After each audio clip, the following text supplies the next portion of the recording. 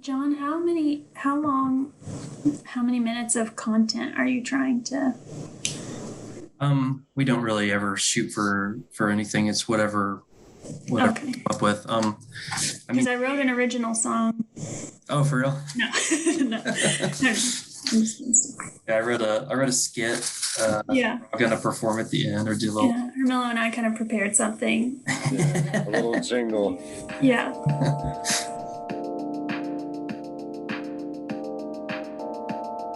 So hey everybody, welcome to a very special episode of H2OMG. And today we're talking about Trash Bash and other volunteer efforts to clean up litter for our purposes, focusing on water. So here with me, I've got Avery Pesek from Keep Fort Worth Beautiful. And what's your title over there at Keep Fort Worth Beautiful, Avery? I'm the coordinator of the Keep Fort Worth Beautiful program. Okay. And also Hermilo Muñoz from Tarrant Regional Water District. And you're the events and marketing specialist over there, right, Hermilo? That is correct. Okay. So the first thing I want to talk about is TRWD's Trash Bash, which is starts in the final event is in April, right? Right. So the way that the Trash Bash Challenge works is that every year we traditionally have our spring Trash Bash sometime around April or May. And then in the fall Trash Bash, that's our bigger, more marquee event throughout Fort Worth. So we decided to connect the two events together with a challenge in between that's more clean up at your own pace style challenge. So it's a little bit less structured and more flexible for volunteers. Who can join the Trash Bash and how can they register for that? Right. So the Trash Bash Challenge is open to anyone who lives within the boundaries of the challenge. Since it is an app that you have to join the challenge through, the app will show you the parameters of the cleanup zone. So anyone who might have friends or family who'd like to participate in the challenge is free to share even a link within the app with their friends and family to get everyone on board. And it's it kind of helps keep everyone connected during the cleanup. Okay, that's really cool. What's the app called? The app is called Literatti. Literatti, that's cool. That's a good name. Hermilo, can you tell us a little bit more about the app that you guys have? Right. So the Literatti app was born of a question of how do we prevent litter from occurring in the future? You know, we've always been so good at trying to stamp out the litter that's already outside, but we were looking for ways to see if we could decrease the litter footprint all along the Trinity River and any other surrounding waterways. And so we teamed up with the Literatti app because they gave us the ability to track litter at the source. So the way that the app works is that when people join the Trash Bash Challenge or any other local cleanup challenge through Literatti, they can connect with their friends, they can take photos of the litter and tag them. And what happens is that when we see that crowdsourced data, it helps advise us on where best to funnel our resources to prevent litter from occurring in the future. For example, if we happen to find that there's a lot of like Chick-fil-A cups for some reason in a certain part of the river, we can work with Chick-fil-A and inform them about, this is how much your business is contributing to this issue.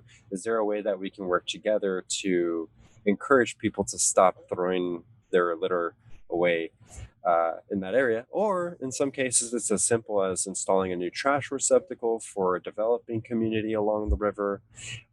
That's how information empowers change when we team up with the Literatti app and the Trash Bash Challenge. So that's kind of like, it's technology meets goodwill. And we're trying to do that to prevent litter from being such a recurring issue, because the problem's always going to be there, but we're trying to take the next steps now to prevent it from occurring in the future. When and where is the next Trash Bash Challenge site? Right, so we've had several different sites throughout the year. Most of them we've done somewhere along the trails. We like to be where the people are at.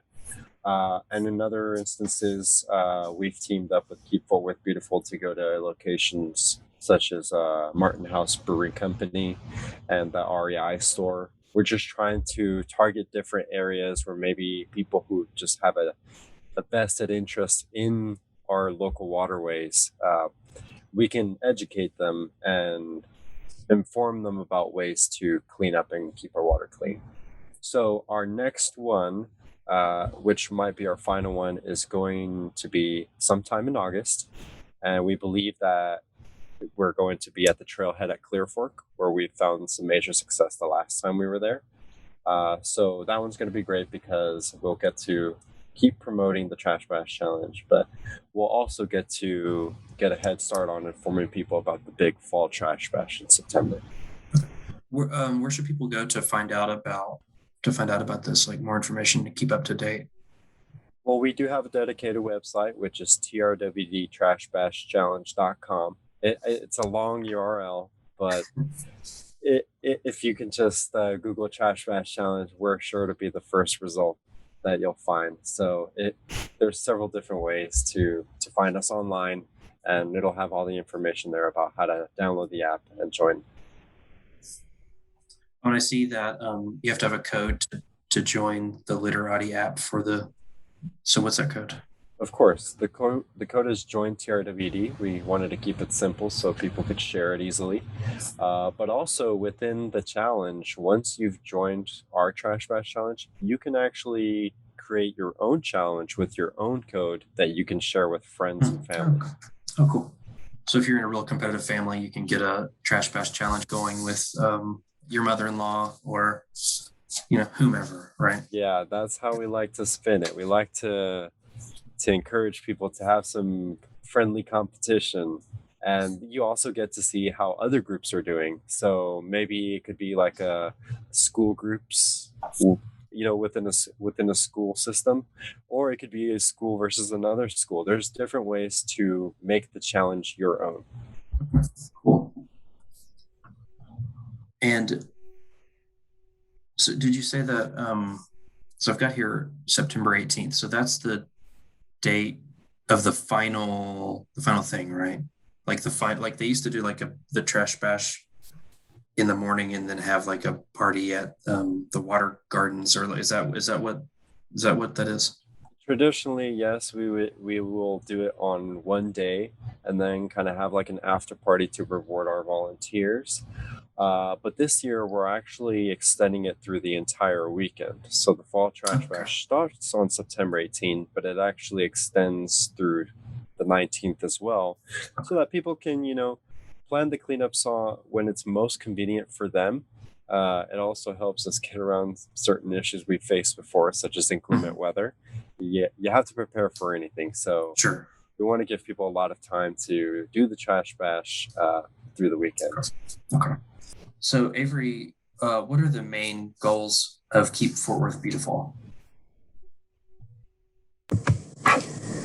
So Keep Fort Worth Beautiful works with our volunteers every day of the year to end littering, improve recycling, and beautify communities, specifically the Fort Worth community, because that's where most of us live. We've got listeners from all over the world, so we're very big in Japan. So this might not be as relevant to them, but... Well, people in Japan are also welcome to end littering, improve recycling, and beautify communities for sure. Yeah, please do. So do you want to talk about the Keep Fort Worth Beautiful volunteer-led cleanups? Yeah, absolutely. So a lot of, like Hermilo said, a lot of their efforts have been focused around the river because that's where they focus. And so we kind of do everything outside of the river within the city of Fort Worth. So streets, parks, any sort of public spaces. And of course, we're part of the same mission because so much litter that is in community throughout, on streets and everything will end up in the river. So we love to partner together with Hermilo and his team for any sort of cleanup events. But Keep Fort Worth Beautiful, anytime someone in our community wants to lead a litter cleanup, we want to support them. And so we give them supplies, we give them bags and gloves, t-shirts, anything we can do to encourage them to keep doing that. we are happy to coordinate that. And then in return, we just ask that you tell us kind of how much trash you picked up and where it was. People can get community service hours for that, right? Yeah, absolutely. We work with volunteers all the time to verify the work that they've done, the hard work for our community that we so appreciate. And we are happy to give you certificates or sign hour slips, whatever we can do for you. What are the biggest issues with litter? So litter causes a range of issues in our community and in communities all across the world. It can cause health challenges, depending on the type of litter that's present. Obviously, it has a huge impact on the appearance of a community, which affects morale and can affect property values. In addition, it can also cause flooding. So if you think about a storm drain inlet, if that's full of litter, then the stormwater has nowhere to drain, and that'll cause flooding issues. And of course, it presents a huge hazard to wildlife as well. I don't know if everyone has seen it, but when I was a kid, I saw the picture of the turtle that had crawled into a six-pack ring, and then the carapace grows around it, And it was so traumatic as a little kid to see that, and the image is still burned into my brain. So, but there are tons of wildlife impacts that are caused by litter for fish, for birds, for turtles, for all of the above. I think about that every time I throw away Sixers, so for sure. Yeah, I'm always like cutting them up into pieces, and this is for the turtles. Yeah, that was definitely burned into the brains of a certain age of people, right? Very good. Yeah. It's a good thing. Yeah, I think we called the turtle Peanut, if I remember correctly. Oh, really? You remember more than me. It's shaped that way. Let's see. And sorry. What are some ways that I can get involved? So, easy way to get involved with Keep Fort Worth Beautiful. Each year we do 2 very large cleanup events, one in the spring and one in the fall. Our spring event is called the Cowtown Great American Cleanup. And then our fall event, which is coming up in October, on October 16th, we call it Neighborhood Litter Stomp. And so these community-wide events, we have thousands of volunteers all across the city working hard to remove litter and beautify their communities. So we invite absolutely everyone on the call, in Japan or otherwise, to join in our big. You can also adopt a spot throughout the city of Fort Worth through us, and I know Hermilo has some as well. So we adopt public spaces throughout Fort Worth, whether that be streets, medians, parks, walls, anything you can imagine. Someone has probably adopted, and we support them doing that as far as a public space goes. You can also, like I said, we do volunteer-led cleanups. We supply you. So any group that you want to organize any day of the year, go to the City of Fort Worth website, and there is a volunteer-led cleanup supply request form. Fill that out, and my team and I will work hard to get you those supplies. Volunteer-led cleanup supply form. Very easy to say, very easy to remember. Oh, yeah, right off the tongue. So school green teams they can be kind of structured however a group wants to do them. They can be an after-school club, or they can be during school hours if a certain class wants to take it on. But a school green team just works within their school to make positive environmental change, whether that be removing litter from their school zone or teaching their fellow students about recycling. There's a range of activities they can take part in, and that sign up is also on the City of Fort Worth website.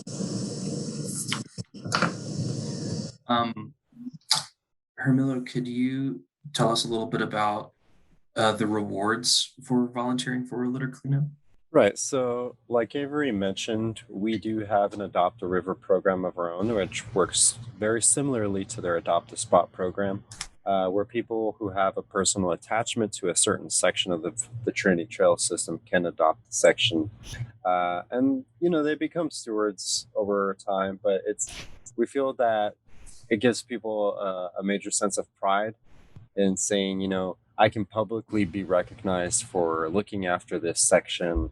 And like she mentioned, we also have ways to help people validate their community service hours if they if they need that. We also do some cleanup supply for our members, whether it's for the fall trash bash or whether it's the Adopt a River program. We have resources that we can give to people who want to contribute, and we also provide some level of public recognition through our social media channels, and also through our website. We do have a new Adopt a River website, which is coming online soon, where we'll be able to highlight our community adopters as well as our corporate adopters who actually help fund the program. Could you both tell me, let's say I want to start my own litter cleanup group. What are some tips that I could find handy for us having a successful cleanup? Well, I think if you're looking to be more proactive in your community to help us prevent litter, you just have to look online for available programs out there. Like Avery mentioned, they have their programs which people can do if they spend most of their time here in the city. I imagine that it would be a good fit for them. If they're active trail users, our signs are everywhere, and they all have info on them where people can go and get started. So the resources are out there. They exist online and out in the field. So as long as people have a dedicated group, I feel like we both have the resources to empower people. Avery, do you have anything to add to that? Yeah, I think in addition to what Hermilo said, just making sure you're following best practices as far as safety goes. A lot of our volunteers clean up along roadways or other places, so always be aware of your surroundings. We're in Texas, so always being sure to keep hydrated, use sunblock and sun protection whenever possible. And then, of course, there are items that we never encourage volunteers to be involved in cleaning up. Just some things you don't really want to be touching or interacting with, so to be aware of those. Oh, like broken glass. You don't want to be like, don't touch the syringes. I don't really know if you need to hear this from us, but don't touch a syringe that you find on the ground, everybody. Yeah. I did want to highlight Keep America Beautiful did a national litter study, and they found 54 million pieces of litter they approximate across the United States. That's 152 pieces of litter per person that lives in the United States. And a little over half of that, 25.9 billion pieces, was found along waterways. So it's a huge issue that we all need to be involved in. Yeah. Hermilo, can you tell us about your social media, where people can find you guys? Right. So it's as simple as just looking up TRWD, Tarrant Regional Water District, on Facebook. Or if people wanted to jump in and look at information for the Fall Trash Bash, it's trwdtrashbash.com. In most cases, whether it's for the Trash Bash Challenge or the Spring or Fall Trash Bash, all the information will be there in one place. All right. Avery, what about Keep Fort Worth Beautiful social media presence? Yeah, we would love to connect with you guys. We're on Facebook and Twitter. Our Facebook is at Keep Fort Worth Beautiful, all spelled out. And our Twitter is at KFWB_TX. In addition, we also have a monthly newsletter that goes out that you can sign up for on the city website. Encourage everyone to do that. I encourage everyone to do that too. And to follow, excuse me, and to follow Keep Fort Worth Beautiful and the Tarrant Regional Water District on all the social media channels. And I encourage everyone to pick up the litter that they find safely. What should people do if they? This is just a personal question. What should people do if they see like syringes? Like, let's say, walking around my old neighborhood, I saw a bunch of syringes in a storm drain, like just hypothetically. Who should people call? Yeah, so if you're in the city of Fort Worth, the best thing to do is take a snapshot of it with the MyFW App, and our litter abatement crews will respond to that. Definitely want to keep yourself safe. Great. That's good. Yeah, we we just got water added to the My Fort Worth app, like so that people can report main breaks or sanitary sewer overflows. So everybody listening should download the My Fort Worth app. Yeah, I'm obsessed with the My Fort Worth app. I'm always taking pictures of everything. Yeah, always reporting everything. Huh? Yeah, I'm insufferable. What do you think makes people decide to litter?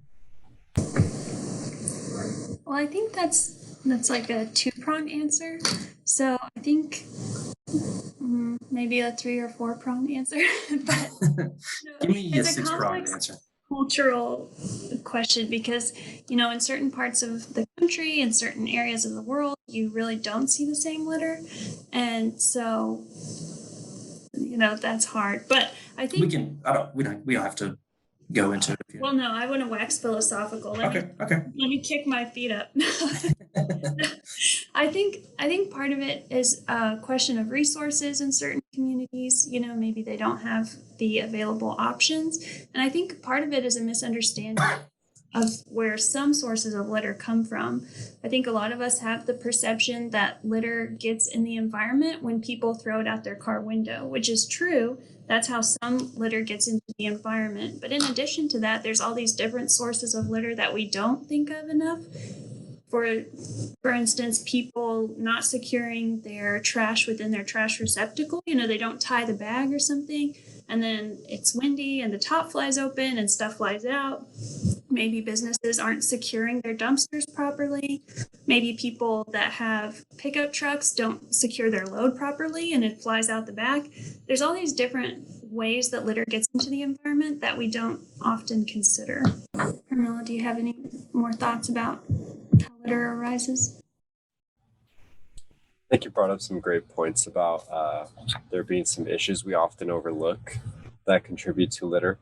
Sometimes it's not intentional malice, and sometimes it's just people just being unaware that you're out there driving and you're smoking in your car and you throw that cigarette butt out thinking it's just a street, what's the issue.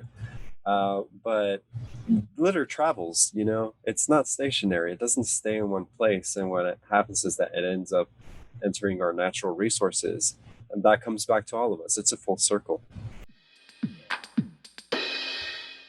So thank you everybody for listening. Thank you to Avery and Hermilo for taking the time to do this and for talking to us. And thanks for listening, and we'll see you next time.